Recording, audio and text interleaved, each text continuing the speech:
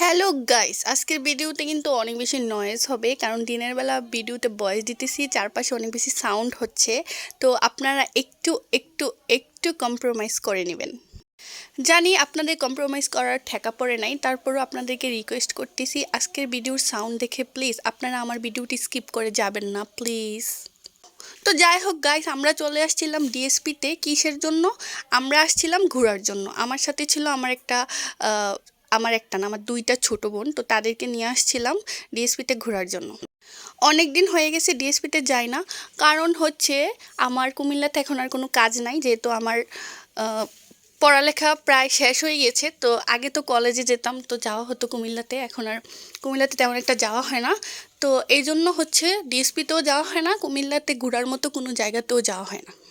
তো আমরা এখানে ঝালমুড়ি নিয়ে নিয়েছি, কিন্তু আমি ঝালমুড়িতে ঝাল কম খাই, কারণ আমি ঝাল পছন্দ করি না, ঝাল খেতে পারি না। আর এখানে দেখলাম দুজন পাখি, দুজনের সাথে না, একজন আরেকজনের সাথে রাগ করেছে, তো আরেকটা পাখি একটা পাখির রাগ ভাঙাচ্ছে। আমার মনে হয় ছেলেটাই মেয়েটার রাগ ভাঙাচ্ছে, কারণ ছেলেদের কাজই হচ্ছে কি মেয়েদের রাগ ভাঙানো। কোনো ছেলে যদি মেয়েদেরকে রাগ ভাঙাইতে না পারে, মানে কোনো মেয়ের রাগ ভাঙাইতে না পারে, তাহলে তাকে আমার ছেলেই মনে হয় না। মেয়েদের কাজ হচ্ছে রাগ করা, আর ছেলেদের কাজ হচ্ছে রাগ ভাঙানো। জানি এই কথাটা শোনার পর অনেক ছেলেরাই হচ্ছে আমার উপর রাগ করবেন এবং অনেক কথা বলতে পারেন কমেন্ট বক্সে এসে। বাট আপনারা মানেন আর না মানেন, এটাই কিন্তু সত্যি যে ছেলেদের কাজ হচ্ছে রাগ ভাঙানো, মেয়েদের কাজ হচ্ছে রাগ করা।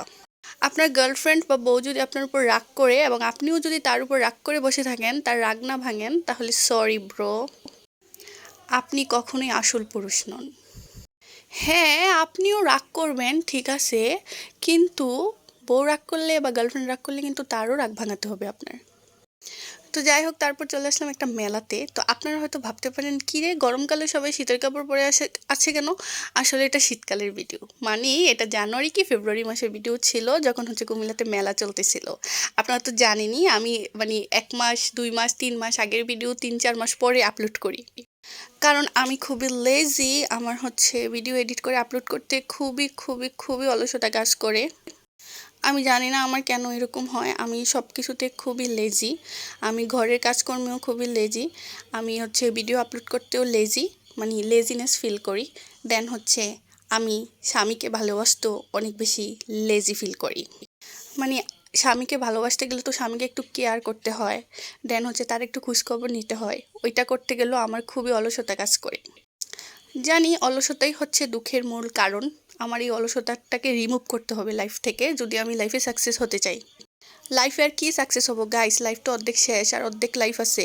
এই অর্ধেক লাইফ যেভাবে গেছে, বাকি অর্ধেক লাইফ ওইভাবেই যাবে। এত সাকসেস নিয়ে টেনশন করে লাভ নাই। তো যাই হোক, তারপরে আসলাম আমরা বেলপুরি খেতে। মেলা থেকে আমরা কিছুই কিনিনি, কারণ আমরা মেলা থেকে কেনাকাটা করব ওইরকম ডিসিশন নিয়ে যাইনি।